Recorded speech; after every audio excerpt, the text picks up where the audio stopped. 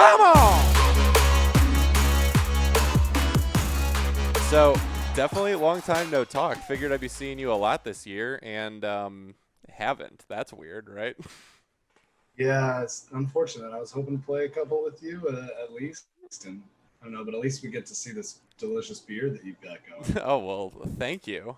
This has been my first and foremost quarantine project. Yeah, I guess I just kind of decided like, well, I'll grow it out as long as quarantine does. I think the longest I've ever grown out a beard before was like 2 months, and I truly didn't think it would be this long. So I kind of said like, yeah, I'll go for quarantine. I'll go for as long as, or like I'll probably shave it like right before I play my first tournament because I feel like this would like actually be in the way and like be too hot. But now that looks like it's a couple of months away at a minimum. So I might just never shave it. Yeah, well, I mean, it looks good. I think it suits you. Yeah. What's the best and worst thing about it? Oh God. Well, the worst thing about it is eating this mustache because I haven't trimmed my mustache at all. Like even the parts that are like growing right above like the center of your lip. So those are going like down into my mouth. I've had to invest in Mm, mustache wax and beard oil to like try and keep everything together here. Kempt. Yeah, Yeah. wow. And so at this point, I literally can't eat like things with my hands. Like I can't eat a slice of pizza with my hands or like a burger or anything. Like I have to fork and knife it into my mouth because anything that you have to like bite down on, there's just too much. It doesn't matter even if I have it up. So it's become a real nuisance. Okay, well, what's the best thing? The best thing is I'm actually very impressed with how thick it is. I've always thought my beard wasn't that thick, but it's really something. So it's been a fun spectacle. I kind of like the look of it. And then when Chris gave me this hat too, now I just look like I moved to like West Virginia. Like I look like a redneck right now. So it's kind of fun. It's a pretty sweet hat. It definitely goes with the beard. I am jealous of the hat because I don't have one yet. I know. I can't believe you didn't get the hookup on that. But you should definitely reach out to Reuter. I gave him very positive feedback on this, so I hope that he makes a move and wants to put this in the store because having the new era hats is so nice. Like I've always liked the Spikeball hats, and I like the Chicago one that we did because that one was a little bit more like high quality than the like one size fits all, or the like curved brim ones. But yeah, this is the one I like. So hopefully more new era hats. Yeah, we'll see. I that kind of like they like go behind my ears and make my Mm. head look small or something like that. I don't know if I like them. I like the look of them. I'd like to look good in them, but it's tough with his face. Yeah, everyone's got their own fit thing. Unfortunately, I can't really pull off the dad hat. I just kind of look like I'm 12, so it doesn't really work for me. I just love like my dad wears the hat all the time, and then like we both wear it together, and so it's just I don't know, it feels great. Yeah, kind of a father son thing. That's dope. Yeah. Oh man, have you ever grown out your facial hair or no? I mean, sporadically, like maybe 3 months, but just out of laziness, never out of anything on purpose. And I, yeah, just don't really like it. There's just a couple patches right here that just don't really come in. Yeah. But like, and then my sisters always just make fun of me for it, and I've just never gotten there. It's not robust enough. And I've never tried to even like shave like parts of my facial hair or anything like that. I just shave it off and let it grow, and then when I get bored of it, or like feel it on my pillow too much, Yeah. that's when I shave. That's definitely become a thing too. I've had to like tuck my beard when I like sleep on my side. Like I have to kind of like push it out of the way. So that's That's weird. unfortunate. I guess that's another downside too. It's like wearing an animal on your face. It is a little bit like that. It definitely it definitely is it definitely is not as normal. I don't know how people do this like for years or like not just to see what would happen. Like I'm watching Ozark right now, and all the like there's so many people on the show that just have like wild beards, and like one guy like has his and it just goes like down over his lip. He doesn't even like push it to the side. And I'm just like, how do you eat? How do you talk? How do you do anything? It literally makes no sense. It's TV magic, baby. Right, I guess. Oh man. Well, all right. I guess we'll get into a little bit of Spikeball stuff. What have you been doing amidst all this COVID stuff? What were you doing when it hit too? Like, I mean, life seems somewhat regular. I had a few trips planned for Spikeball, a few trade shows, and things that we had lined up, but those hmm obviously stopped happening. And Spikeball, the company, said don't travel unless it's essential. So pretty much don't think anybody's really traveled since then.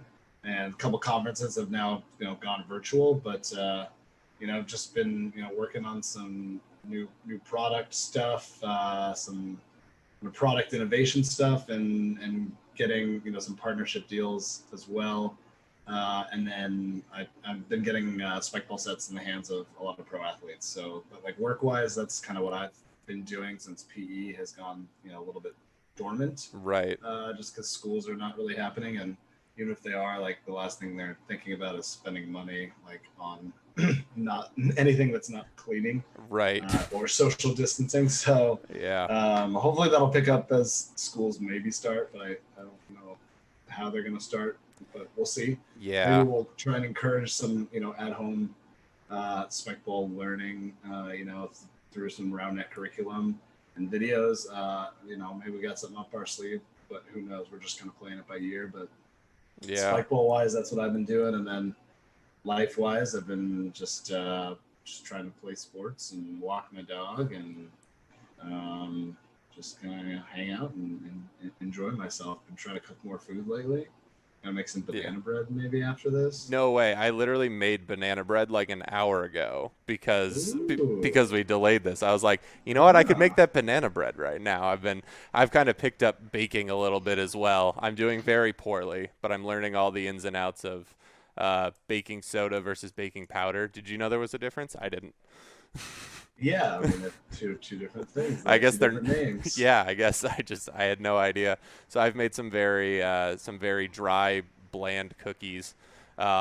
But we're getting Yeah. we're getting better, so that's not How bad. did the bread turn out? And did you put chocolate chip cookies in it So it turned out or okay. chocolate chips? Yeah. So it turned out okay. We had some whole wheat flour left over, so I was like trying to just go through that. So it turned out a little bit whole wheaty, you know what I mean? Um, and then that was the number one criticism from Kathy when she came down is why didn't you put chocolate chips in this? And I was like, oh, I just copied this off of, the internet, and it didn't tell me to put chocolate chips in there, but that would have been smart. So I Yeah. something for next Especially time. if it was weedy too. That wheat flavor is like it's just not for desserts. Yeah. In my opinion, or my experience, because I've done that too. When it's just like, oh, like this is all we've got, and it's like, okay, but you can definitely tell, and you're like, I just want a regular bleached flour cookie. Yeah, I figured this was somewhere between dessert and bread, so I was like, well, I'll give it a shot. I have an excuse to use it. But now I've learned exactly what that is. So other than baking, what have you been doing amidst all of this? Like you said, sports. What have you been able to even manage to play? Usually that takes, a bunch of other people to do stuff. Right. Yeah. So just one small note: orange zest is a great addition Oh, to banana bread. So I all of you will. guys out there, try that. I will. I am taking a note of that. Not too much, but not too little. Yeah. Um, yeah. So I mean, like before, Oh no. I was playing tennis, but a lot. And All am I right. back? Yeah, you're back. Let's. Am I back? Hey. Yeah. Oh no, working. Um, so yeah, I was playing tennis, and I would even I didn't have so many people to play tennis with, and I would go and hit against the wall, and I would also play disc golf sometimes by myself. Yeah, disc Usually golf's a just good one for sure. yeah. So but then they took out all, and then I'd sometimes go shoot hoops, and they took out all the basketball hoops and all the disc golf baskets and the tennis nets. Even though I was doing those like by myself, so that was unfortunate, but I understand the whole reason. Right. Since then, different things have opened. The tennis club where I'm at in Chico is open, so I've been playing tennis. I just got back from two real good tennis sets of doubles, so that was really fun. and then sand volleyball. I've been playing in the mornings a few times a week, also at the racket club. So like we don't high five when we sanitize the balls. Which, as a volleyball player, it's really hard for people not to high five. Yeah. I mean Way more so than in round net. yeah. Well, I mean, you know me, I've always been a big fan of the high five, and it's because of volleyball. Like Yeah, it's just ingrained in you. You just immediately go for it. And so then, as soon as I came back and started practicing locally too, I was like retracting high fives for like the first two sessions, like literally every point. I just couldn't undo it. So, yeah, so, no, so that's been a part of the learning curve that's just sucked. yeah, that definitely happened even today. I had a really sweet, or the girl I had, I said it well, and she's like 6'3", and she just smoked a ball, Yeah. and I just pure instinct, like nice shot, and like it kind of hurt my shoulder from stopping because I'm like trying to stop mid high five, and it's just Right. like not good. So it's just like figuring that out, touching elbows, and you just like slap your own hand. Right. And yeah, so that's yeah, I've been doing that. So, but that might get shut down. California is kind of going back, so we'll see. But Yeah. tennis apparently is okay.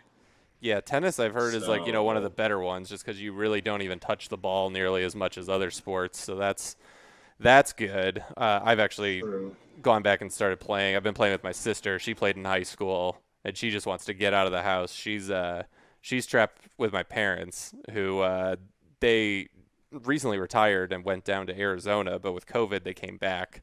So so now she's back to living with mom and dad, and she's 24 or yeah 24. So she's like, get me out of here. So we'll go play tennis. I'll go save her every once in a while. So that's been good. But that's really the only that and just the little limited spike ball pickup sessions here and there. But I haven't really found anything else. And I'd love to get back into beach volleyball, but the main issue is like Chicago has completely closed down their beaches and they're like patrolling them, like even Right. still in level 4. So you definitely can't play volleyball right now, which sucks because this would be a great excuse to finally do it. That was always the reason why I never did, was like, well, I'm traveling and playing spike ball all the time and always on the weekends, which is when I would go to the beach and do it. And then I just still can't. Yeah.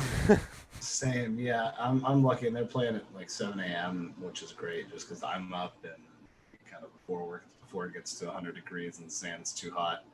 And it's a whole like high school girls program and some other older people, but the girls are really good and it's really fun. And yeah, it's been fun playing that. And then lastly, like pickleball, been doing that a little bit. Oh, that's great. Want to do it more.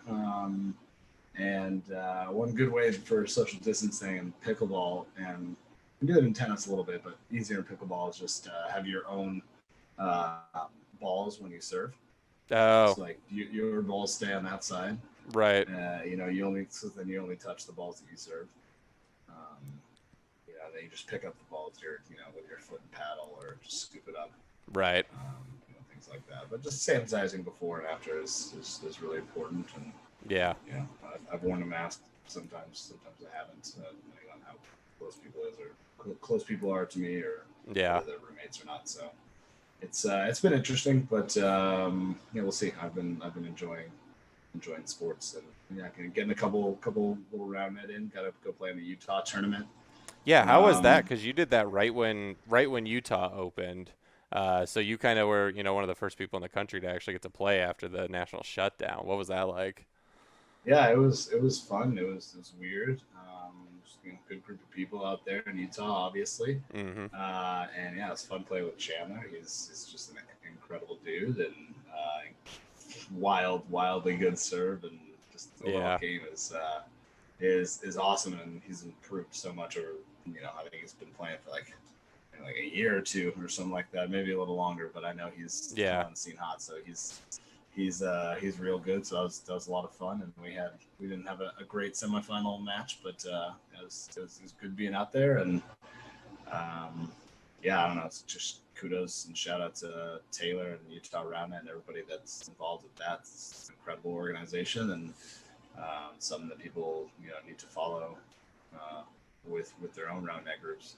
Yeah. I mean, I think they're the quintessential example of like doing things right in the scene, especially locally right now. And like one thing that I've really taken from this COVID thing is like this is a big opportunity to grow scenes locally because you literally can't grow them nationally right now.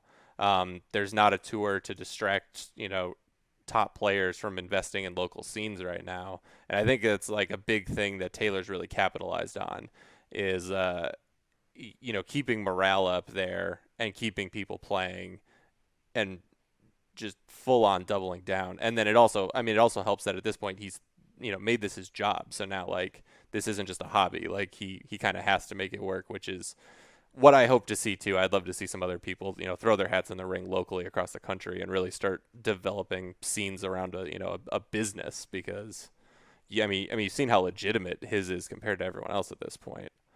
Yeah, no, absolutely, and I think that's what's gonna help get Roundnet to the level that we want is these organizations that are independent of Spikeball, running on their own.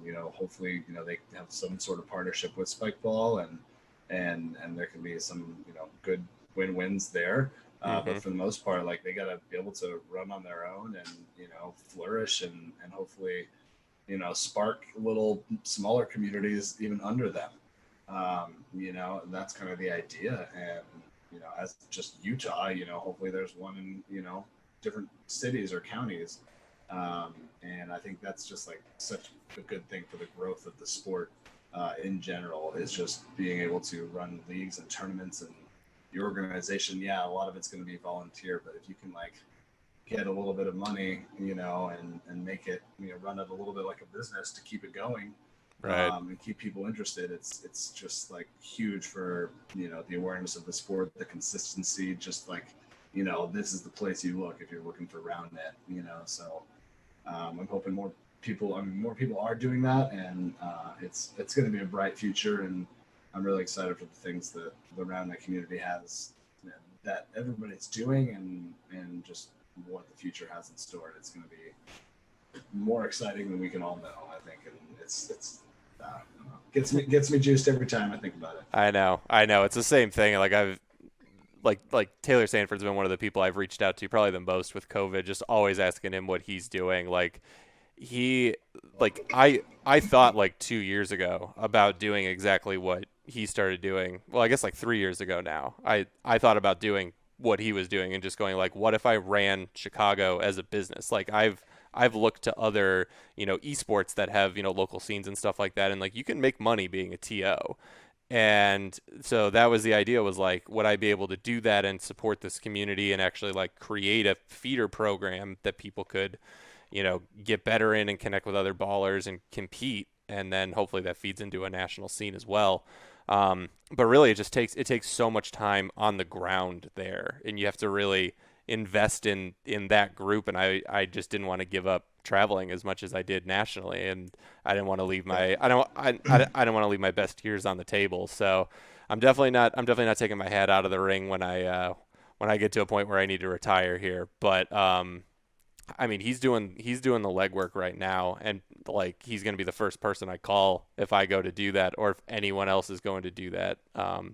He's going to be the guy to call, and he's going to have a whole system, set in place for someone to copy, and a whole lot of insight on what not to do too, which I think is incredibly valuable, which is making people not waste their time down down some rabbit holes that don't pan out. So it's just cool. No, I agree, and it's it is interesting to hear like what works, and I think one thing that I've been involved in, and it's cool to see how prevalent the high school game is, Right. in Utah, and how much that develops, and all those people are going to then last for hopefully the next 5-10 years, in that community, and continue to build it and bring other people in, and help teach people and just make it stronger. And so that in and of itself is awesome. And a lot of that got started with him being a school specialist and him using other people in Utah around it to go to schools through Spikeball through me, Right. um, paying them to teach roundnet and PE, and then it kind of just like they saw that there was a lot of interest, and he pounced on making a league because there's just general obvious competition between high schools Mm-hmm. in a certain area. So like you don't even have to try to do that. It's just like, oh, hey, can you challenge this school? Like, how do you guys think you would take them on? And then you just start that, and then Right. it grows from there. So that was really cool to see that, and like that's just grown way bigger than I've expected, and how fast it's gone. And I want to see more of that, and even at the middle school level at some point. And I think that's a huge part of growing the sport as well, is just making it familiar Right. to kids at a younger age, so it's not this like weird college fringe sport, almost like ultimate frisbee, which ultimate frisbee is the same thing. It's taught in so many physical education programs now, Mm-hmm. and it's not a weird thing anymore. Like people know, like, yeah, you can play frisbee, you Right. can play ultimate. Excuse me. Yeah, I'm sure that was your experience too. I mean, you had a couple years on me before getting into it competitively, but that's how I found out about it. It was just a weird fringe college thing, and it wasn't enough to take me away from my sport in college, so I didn't get super invested in it until I wasn't in college. And I feel like that was a lot of what the early days were with people. There were a couple people that maybe out of high school, but even that, I don't think anyone it really distracted from that. Like even like Fitzy and Tyler, who were into it, pretty young, still played soccer in college.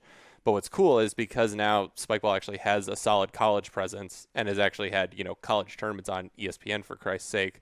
Like the development of that scene maybe actually takes some athletes who get invested in it in high school and decide like, hey, I'm gonna put some real time into here. So maybe instead of playing club volleyball or club soccer, I'm gonna go as pro as I can in college round net. Like it's almost a better move. Might not take the D1 athletes quite yet, but it's definitely a different story than when I got introduced to the sport in 2010. That was just something we played on the quad every you know once a week, and when it was nice out, that was about it. Oh, yeah, no, it's really cool, and I mean the college scene is, I mean it's wild. Like I mean, just even compared to some of the other like established sports, like we're getting bigger and bigger compared to those. I think, if you look at some of the stats, like lacrosse, the Hmm. Collegiate Lacrosse League, like which is the club sport. They're at 159 schools for men's and 40 for women's. And, hey, you're recording. And and we had I think close to 130, 140 clubs. Wow. So we're almost there. I think dodgeball only has 37. Really? Rowing, you know, esports is 177. Basketball only has 114. Wow. Um, so like tennis has 470. Ultimate has you know 500 or 600 through men and women. Hockey has 500. So there's room to grow, but I think we're gonna be like one of the bigger college like sports club sports in within the next 3 years. I think in terms of number of schools, maybe 5 years. But That's actually crazy. Is the idea now then that like like Quidditch only has Quidditch is 130 as well, so we're wow, about same as them. same as Quidditch, and that's competing with J.K. Rowling. That's impressive. So is the idea then that like eventually like Spikeball is gonna have to create its own like college federation to or association in order to do that? Like I know with like club volleyball we had the CFVB or something like that. So it was the Federation for Yeah, collegiate yeah, club the volleyball. NCBF. Right. Yeah. Yeah. Yeah. That's what it was. And so is the idea that you're gonna have to like get to that level too in order to connect these colleges a little bit more. Oh, hi, Yes, pup. who's the goodest boy? I think I think it is. I you want to have more colleges, and I think we're going to continue to do it this way, because it's not something that I don't think we really profit on at all. Right. It's just a way to grow the sport, and give people a way to play in college and then compete. Um, so I think, yeah, I mean, the idea is just to get more players on each club and more clubs, at schools, and schools that don't have clubs Right. need to get them. We need to inspire people to help start them, because it takes some paperwork and it takes some leadership and organization to make it happen. But Mhm. once you do, you open a lot of doors, for yourself. I think socially, and I don't know, like it's good. We have great organizational skills when you start a club, and it's really fun, and it's good to be a part of a group in college. So I don't know, I like that. Right. Yes, I know, more Huh. cats. More cats. Oh, your dog's just as needy as mine. I gotta take my dog into the vet tomorrow, so he's not allowed to eat now for like the next 12 hours. And we had a barking fit earlier, so I feel you on this. Yeah, no, it's all good. Shout out to Braxton for being awesome and Yeah. teaching around that in his school. I'm glad those Spikeball sets have gone to use. I hate giving away sets and having them not go, just kind of sit in the closet and get dusty. So Right. good on you, man. Uh, That's like the best part of my job is I just get to give away sets to people all the time. I know it feels so great. I I still remember, the first couple shows you were like giveaway sets, and I was like, give them away. Like he's paying me to make the company money. Like I'm not supposed to give them away. But again, so much of it is, getting people to actually use it, and Spikeball spreads so well through word of mouth. Like, and now it's like my favorite part. The end of the show. It's like, all right, yeah, don't ship all that back. Get rid of these, or the the whole like don't ship the balls back, just make sure you toss the balls out. Like that's like one of the funnest parts of the whole thing. Oh yeah. just Well, just give them away. I think, and like you said, people playing out in public or playing with their friends is our best form of advertising. And Mhm. one of the sneaky things about like board games or outdoor games or something like this, once you find out about it and you get it, you have to find people to play with. Right. Like I need if I give a spikeball set to somebody, like they need to tell three other people and show three other people it. So That's a good we got point. that we got that going for us, just as like a natural marketing tool, Mhm. that we don't necessarily have to pump money into that. I guess giving sets away, Right. is a big marketing expense, but it gets people to play. It creates goodwill, and one of our values is at Spikeball is surprise and delight, and Mhm. that's a fun thing. I sent a set to Megan Rapinoe today, and No way. Russell Westbrook. Oh, because he tested positive. Is that in his get well basket or whatever? Yeah, it's not going to the bubble. It's going to his house. Now I assume you hooked him up with a pro set, right? Oh yeah, all the pro athletes get the pro Yeah, set. I You was gotta gonna give them. say they can't go on the standards here. They definitely need the top end. I did feel a little bad though, because I sent another basketball player who I didn't know a set, and I sent Russell Westbrook a spike buoy as well. Mm.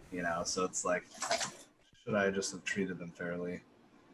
Probably, but can you blame me? When it's all free, it's hard to complain about not getting enough of the free stuff. So hopefully whoever you sent it to is just thankful. I would also think that they would understand that Russell Westbrook Right. would do, and they are aware of that, so that's fine, which is cool.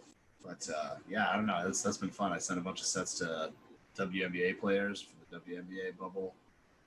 Um, Pretty sure the hotel has cornhole and they have a slammo set. I'm actively trying to figure that out. You definitely got to solve that. That's priority number one in the bubble. So Yeah, so we're sending them sets. They're using.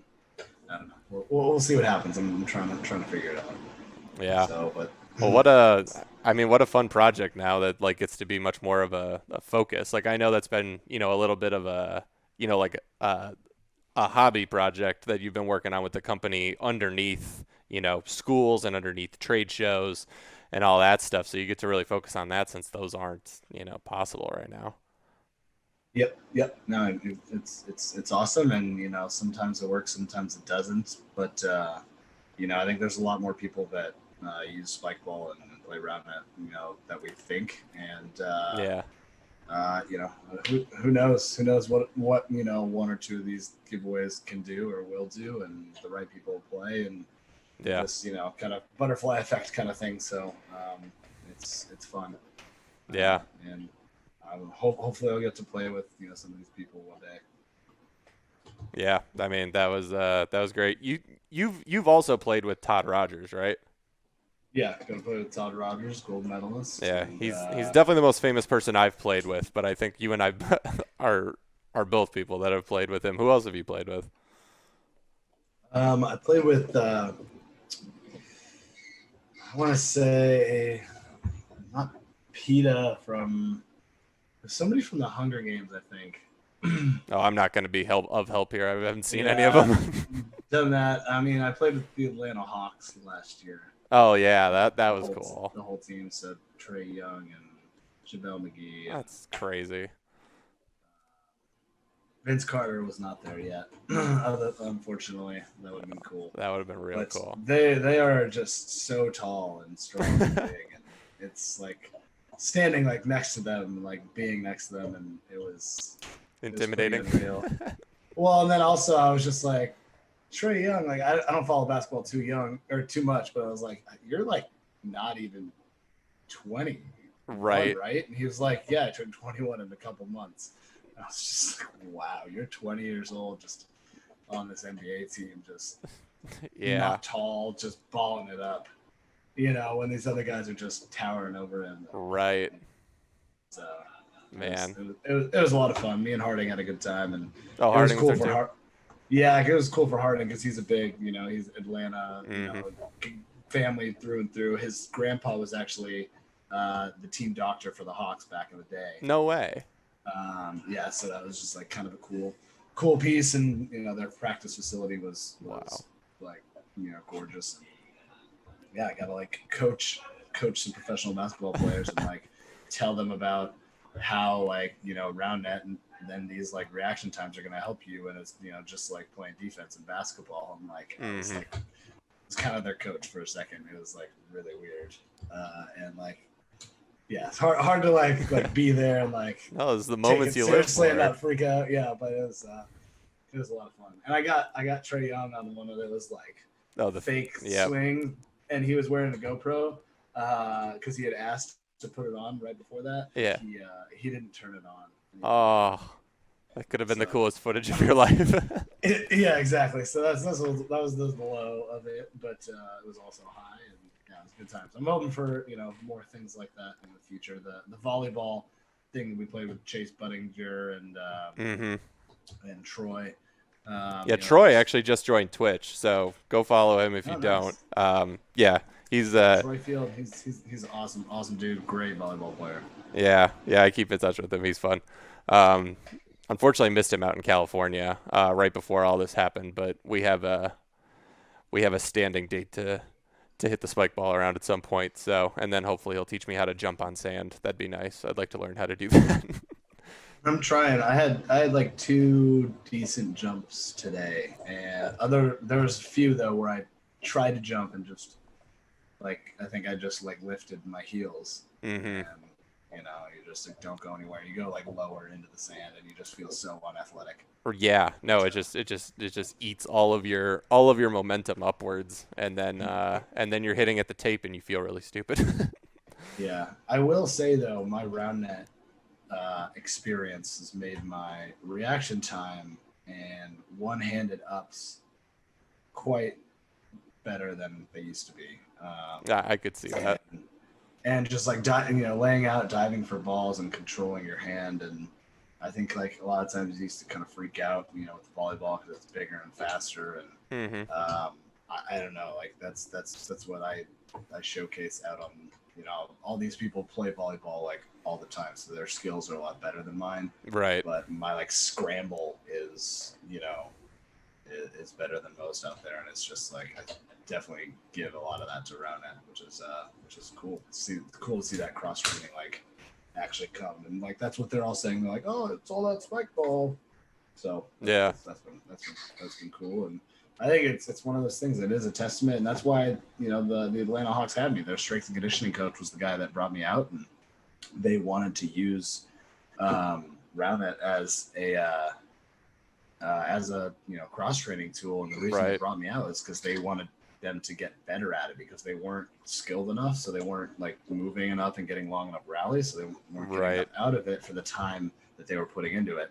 And so that's what I was there for, and they got a lot better, and they had a lot longer rallies. Their heart rates went up, a lot more footwork and teamwork, talking, deception, all the kind of things, all those happen, and that's what it's all about. God, that's so cool that they actually like reached out.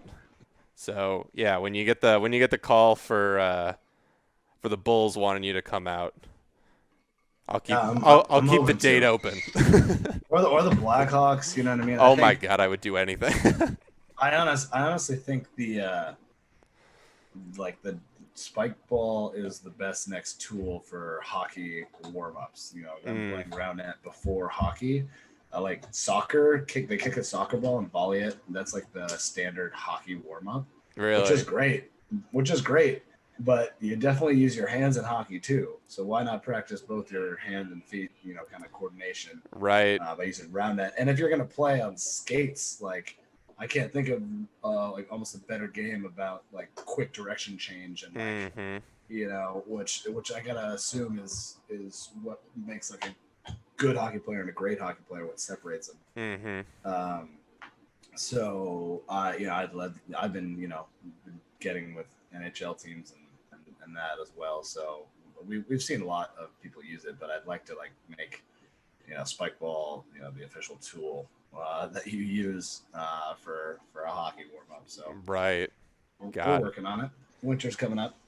that's so cool. Yeah, I mean, it's just cool that you like get the opportunity to, to do all that, especially because I mean, what's the talk of everyone saying like when they think these conferences will open up again? Because I mean, some of these that we go to are massive, and the one that I was at right when this hit was like tri-state. It was like New York and I couldn't believe they even did that. Pennsylvania. I Yeah, still couldn't believe they I, did that. I kept waiting for him to tell me to not show up, and I kept showing up. And what was crazy is, in the early days, one of the first cases in New York, or like the first places that got bad, was New Rochelle, and there were two camps from New Rochelle, and I like talked to those people, and it said New Rochelle under there, and I was like, oh my God, please stay away from me. I couldn't believe they shut that down. But I'm just trying to imagine like when is the next time they could even run that event? Like definitely Yeah, I not this mean, year. Maybe next year. there's Probably been not. virtual there's been virtual conferences, and they're not as cool, but yeah, I mean, Have you been with doing those or no? yeah, I've done a couple, and one of my next tasks on my to-do list is to look at all the conferences in the fall and see like Hmm. who's having them, who's not, and like I just don't know. Spikeball's policy isn't necessarily to promote groups of people together, so Right. we're just taking it by year, playing it by year. What do the virtual conferences even look like? I mean, it's just like, people live chatting like this, but with 4 or 5 boxes and, panels still answering questions just with time delays. And, Hmm. they have nice graphics and everything like that. It's similar to this. And then they had a software where set up with like meetings, just do like one-on-one meetings. And you can have a virtual booth where people could look at your products and stuff like that. But so it's somewhat like a trade show, but you're just chilling at home, Yeah. Except no not one's. wearing pants. Yeah. Don't stand up. Consider you a good boy. Um, Um, any other Spikeball roundup questions? Anything from the chat? yeah. Chat's been relatively silent on this, but I mean that's cool. The what what how? All right. Okay. With regionals, what what do you personally think the odds of that is? Like running it. Low. I agree. I tend to very much agree. It like obviously, I mean, you definitely don't, have to Yeah. say No, I mean, anything out no, of no. I mean, with the company, there's but no, yeah, there's no secrets. Like they're on, but like, right. I personally, I hope I don't think kids should like go to school like Yeah. at Okay. least regularly. Like it's crazy. Like all the decisions that like people are gonna have to make in like the next couple weeks in terms of that. So Mhm. I don't. Well, I don't know. well, especially with, Florida, I think they said like 15,000 people tested positive like earlier this week in a day. That's terrifying. Um, Yeah, national yeah, seems like it's in jeopardy too, and it's a little sad. It's definitely sad. I definitely keep getting people, asking me like, is this still on? Is this still on? I said that's what they say. And I said like I'll just tell you personally, like I would be shocked if we ran anything. I would just be shocked. yeah. We're all hoping so, but even just encouraging people to travel. Yeah, if it was this Saturday, I would say definitely it's not shouldn't happen. So Right. um, it yeah. So I was reading chat. So I Yeah. don't know. Yeah, we'll see. I'm I guess hopeful, but realistically, the Yeah. world is, or at least the U.S. is pretty grim right now. Yeah. It's not looking great. Not necessarily the world, but the U.S. is not looking so hot. Yeah. Well, I guess perfectly in line with that, Borkin here saying, how do you feel about the explosion of large, well-traveled independent tournaments that are happening right now? I mean, you went to Utah in kind of the early days. That tournament was a lot smaller than some of the ones we're seeing now, and definitely didn't have a lot of out-of-staters. I think you were the only one, right? Yeah, yeah, me and the two guys I came with were probably the only out of staters. Right. And yeah, a very last second thing for me. It was like Yeah. night before kind of thing. What's your So calculus about going to anything at this point? Like, if you could drive to Utah right now, would you? no, probably not. I mean, there's a tournament in Colorado, but yeah, no, I'm not trying to go out of my way to do that. The Utah one, like we had been playing with those two guys and another guy, for a couple weeks at that point, and just kind of made sense. And I think some kind of plans that I had got canceled. I was like, well, I'm only going to go if there's a decent partner. And Chandler was like, I'll play. I'm like, oh, okay. I'll watch you face people. Um, so yeah, I don't know. Yeah, definitely not gonna go to my way to travel and go play. I might go like drive an hour to go play with like people in Davis or Bay Area, kind of thing Yeah. on a whim. But other than that, nah, just staying local. Yeah. I mean, that's kind of where I'm at too. I mean, I'm torn on the whole thing because I really wish that people would travel a little bit less between states. Obviously, I don't get to make decisions for everybody, and I'm not trying to. Um, but just in general, I don't think it's necessarily the best move, especially with the frequency like some people are doing it, or the lengths that people are going between states. I think that's a little bit concerning as well. But it is nice to see like people step up in a time like this. Like we've already seen, so many cool things come out of COVID from the community. I mean that Fuego app that kid developed is like one of the coolest things I've ever seen, and the fact that that's community driven is super cool. And it's cool that people are, stepping up to, advertise their tournaments. And like that's all going to exist when COVID's over too. So I'm like, I'm happy that all that's happening, but it is a little bit concerning to see just like how many are running and sometimes where they're running is Yeah, concerning. yeah, but I mean, people are usually staying, true to their local guidelines, for the most part. Yeah. Outdoor activities are usually still okay. So yeah, it's tough, and we launch a new app, we'd love to have the games feature be live. Yeah, I actually Like, just checked out the and app. It's super nice. it's super awesome. It's only going to get better. We're going to keep putting a bunch of work and time and money into it, so it's going to be Hmm. really cool. But yeah, it's just like, we wish we could do it too, but we feel the responsibility just to Yeah.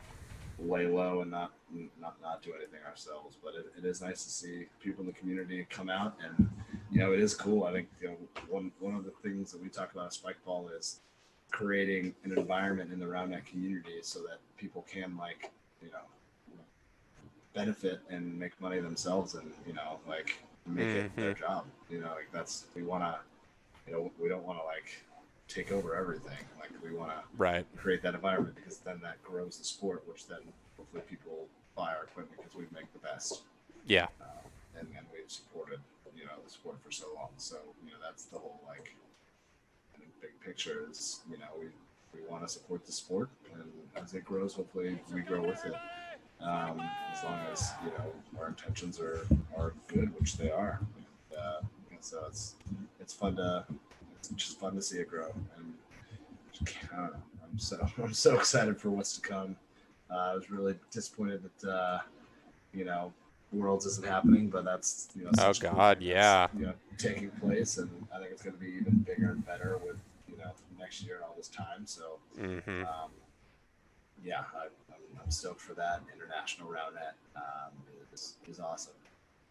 Yeah. No, I completely forgot about Worlds. I mean, that was one of the first things to get canceled, and we've had so many other letdowns with what's been canceled.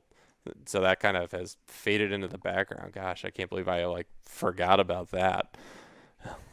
Because that was something I was like seriously looking to, and last year going to Denmark was huge, and getting to meet everybody in Europe, and I wanted to do that on an even an even bigger scale, and this was going to be it.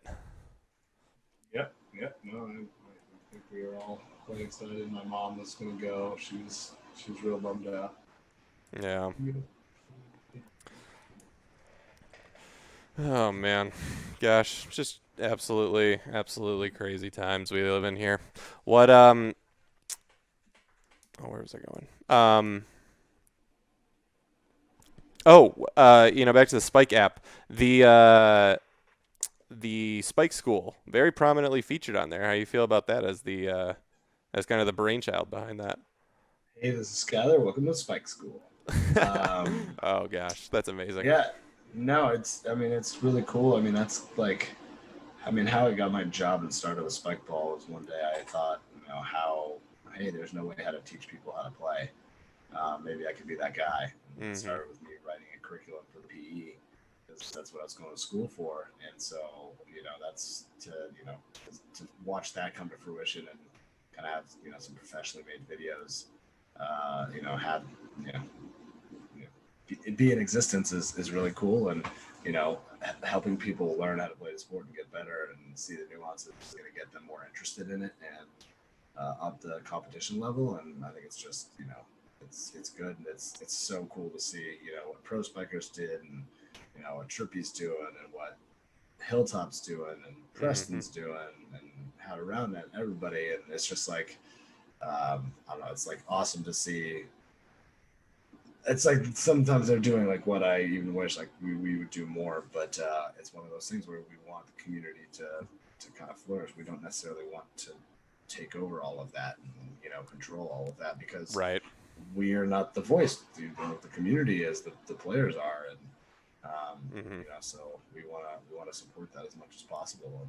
And No. it's Well, and especially just in terms of, what your main mission is, like, something, like a spike school that kind of captures the person who becomes enamored with spike ball and starts getting them, into the pipeline of rapidly improving. Like that's what spike school does versus like how to round net, is often for the, advanced player, the premier player, the pro player, teaching something that's, a super advanced technique. And a lot of times you got to learn to, walk before you run. And you guys really do a good job of breaking down, passing. And people don't talk about that enough. And, in our content here because we're all trying to, learn some crazy new serve or talk about some, Right.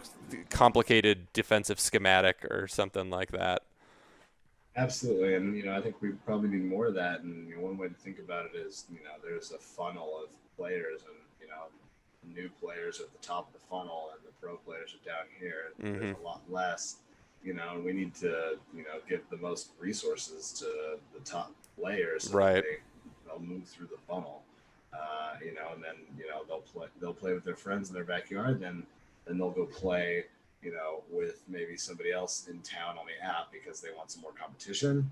Then they Hmm. then they then they play in one of our tournaments, or they host a tournament themselves, and they play in one of our tournaments. Then they try and make Premier, and so like that's that. Then they're locked in, and they're into the sport. They're playing competitively. They're playing more than a few times a week. Like that's what we want to do, but we gotta get as many people to the top of that funnel as possible, Right. and really nurture that top layer to funnel in, with good content, ways to learn, ways to have fun. That's what all those modifications and power ups. If you've never used those or tried those, those are super fun. And so it's just like that's what we definitely have had more focus on over the last couple of years, and I think we'll continue to do that as we grow and get more people just to know our brand and know the sport, all over the world. Yeah, dude, for sure. Can I pass along an idea internally through the company through you for the Spikeball app? Shoot, yeah. I mean, That I I'm pretty sure there's a feedback form that we'd like you to fill out. Oh, You really? know, I'll have yeah, to. yeah. We want all the ideas. Yeah, I got an email at one point, and I think I filled out a survey or something like that, and I told whoever is doing the app to call me.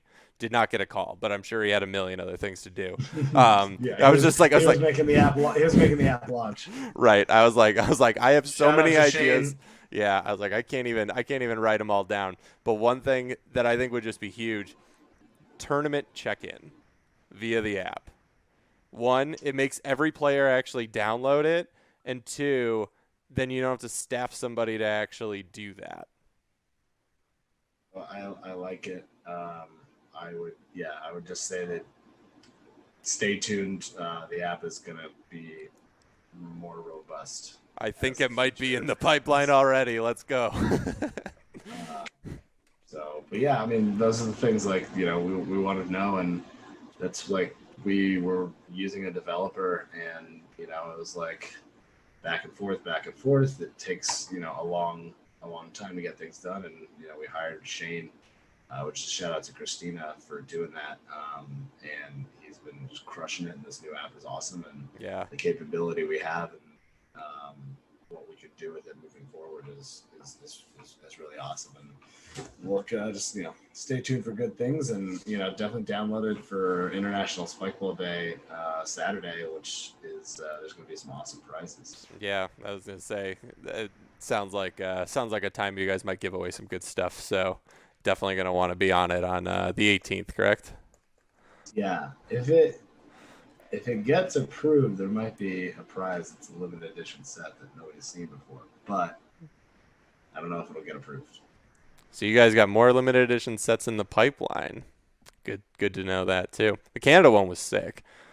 Canada one was awesome. It's the Got one. I have not opened it yet. yeah, I don't know if I will, but it's the first one I don't have. All the other ones I was Spikeball Elite, so they just got shipped to me, and I haven't pulled the trigger on the Canada set yet. if we would have made the semis, would we have been Spikeball Elite? We would have had to get third, so we We would had have all. we had two chances though. I know, I Yeah. know.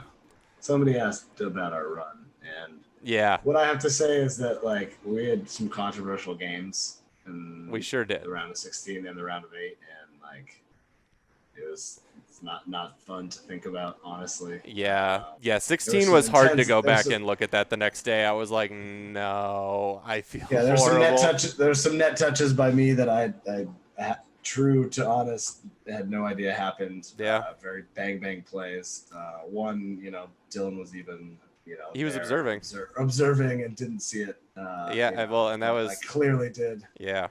Well, yeah, and So that one was match point. And then what's even worse is you dove to set me and hit the net, and I went to swing at the ball, and I completely didn't hit it with my hand. I hit it with my your wrist, forearm, yeah, and then it the just and then he caught it, and I was like, yes. But I had no idea what was going on either. And they all said like, you clearly kicked the net, but we were so scrambled we didn't know. yeah. And I think if I had hit it with my hands, I actually would have missed the net. So there were so many opportunities for that to go awry. But I mean, that led to what I think is maybe one of the most fun games around that I've ever played against Moctega. I don't know what are your opinions Yeah, on that set? yeah. I mean, game one, I felt in the zone, and it was Oh yeah, I I don't mean know, we it was were just like untouchable in that game. That we were like all over them defensively. Like I think we probably had like 5, 6 defensive breaks on them. It was like wild. yeah, no, it was awesome. I think like I did the stats, or somebody did the stats. I think Max had the stats for him, Hmm. and sent them to me. And like I had my worst game and had the worst RPR in game three, unfortunately. Mm. But in game one, it was like super high, and everybody else was pretty consistent throughout. And it was just it was good series, and yeah, we're 1 point away at one point, and I know. it Well, was it was and close. and we had the dig. I had the dig, and then Oh yeah, I went for my I went for my power shot, and Kenny read me like a fucking book. Got a yeah. It got a was a perfect good hook. read. Yeah, It was. I still don't want to think about it. yeah. No, I that. can imagine. I can imagine it so clearly. It was Yep. such a good play. I know. You And then we you went made deep in such a good extras. defensive play. Yeah, it was tough. I know. I did all the hard things well, and then all I had to do was just just hit the ball through, and I look back on that one a lot. But I mean, gosh, just the back and forth there was so good. I mean, I felt good the whole time. I've never felt so good after a loss. I don't think ever. I was. Yeah, no, I mean we were definitely well, and just yeah, both the other two series were super intense. Like I mean, our games were we had like no breaks, and we were going three, and Hmm. they were going long, they were going extras. So we were just like we were almost holding the tournament up because Yeah. our matches were going so long, Yeah. which I Well, would have hoped that would have kept happening. yeah. Well, I mean, in pools even against Worldwide, we went three with them. We fended off like 3 or 4 match points for them. Then we had to like Yeah, force it into extra. We had to get a defensive break on their first match point in order to send it to extras. And so even that one went super long. That one was three. I think 2 of the games were deep in extras, or at least 25 or 26. So we just had one of those days, but they wound up working in our favor until the end there. But I mean that was a great run. That was a yeah, great run. felt good. Felt good to still be in. I just wanted to be in the pro bracket, and Yeah. we did good enough in a couple tournaments that it worked out well. And was hoping to do that again this year, but we'll see how that goes, and we'll Yep. see how next year goes, and how much I play. And Yeah. I'm excited. I We'll mean see how I much. We'll see how much the game changes. yeah. I mean what Maybe the rules change. Who knows? all right, we'll end on this. I want to get your hot take on the reverse cut, because I think you and I are kind of cut from the same cloth. Like we definitely don't have overly showy, serves, or we kind of play the consistency game. We play do the do the fundamentals really really well. The longer a game goes on, we tend to do better. Um, the the reverse cut is like the ultimate flash at this point. What are your thoughts on that serves value going forward? I mean, I think it's awesome. I'm a huge fan of deception. I mean, some people know that I like to do kind of over the top serves. Some of those times I would just hit the side of the ball and just it would hit off the net and cut right. So it's like the same thing, but it's way more deadly this way because people have the cut and it's more wide, kind of both ways than Hmm. even what I was doing. So it's way more impressive. It's kind of like I kind of brought the Fuego into the community, and then people just are doing it, Better. wild, better ways and backhands and Yeah. cut Fuegos, and I just occasionally hit one, and it sometimes goes low, and that's about it. But in terms of like hitting the other person's partner and stuff like that, like it's just wild to see what PJ and Victor Ho back in the day, and what some of these videos are doing now. So I think it's awesome, and I'm excited to see like to what extent people can do that. And I think, like I said, my favorite part is deception. How well can you kind of show both serves and hit both the same, Right. same stance, same like look, because that's what I'm looking for as a serve returner is how if your feet are a certain way, like sometimes I'm knowing you can only do one serve, Right. So the more you can do that, the more you can have 4, 5, 6 serves from the same stance, is more to your advantage. So I'm hoping to see that and see some nasty serves, and I haven't got yet, so I'm looking forward to that as well. Have you played against anyone with one yet or no? I think I was playing with Chandler, but I don't think he ever did one. Yeah. So Yeah. I've played with like Bonin, who kind of has one, but it's definitely like a proto version of it. It doesn't really stay all that low, so you can kind of just run and catch up to it. But so far, yeah, everything. nobody's getting like beat like without them moving for the cut. Right. So it's like it's not like the cut. Nobody's hitting it like a lefty cut. So it's not there. Yeah. So I don't think it's gonna like maybe it'll get there, but I mean you have to hit so much less of the ball that it's just not consistent enough.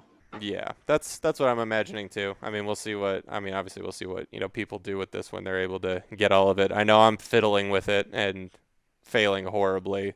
Although I do finally actually understand what a cut serve is. Now I just got to actually put it on the net. So that's good. But yeah, my hot take on this is like I don't think this is going to do nearly as much as what people are saying. I don't think that I don't even think you're going to need one. Like at this point in the game, you almost like there are very few exceptions. Like you kind of need a cut or some way to put pressure with like reacting to spin off the net, in order to just make people uncomfortable. But I don't see this as being as meta shattering as the cut serve was. No, I agree. I agree with that statement. I think it'll help, but it won't be as much. Yeah. All right. Well, I think we'll call it there. Thanks for being the inaugural guest here. This was great. It was good to catch up with you as well. Anything else you want to, say real quick before you go? No, thank you for having me. Kudos to what you've been doing, growing your brand, and staying Thanks. true to just being one of the most hardcore around it and hardcore Spikeball fans there are, and keep doing what you're doing, and hopefully I can continue to be parts of little bits of it here and there. Of course, always down to play, Skyler. You know me. Yeah, for sure. And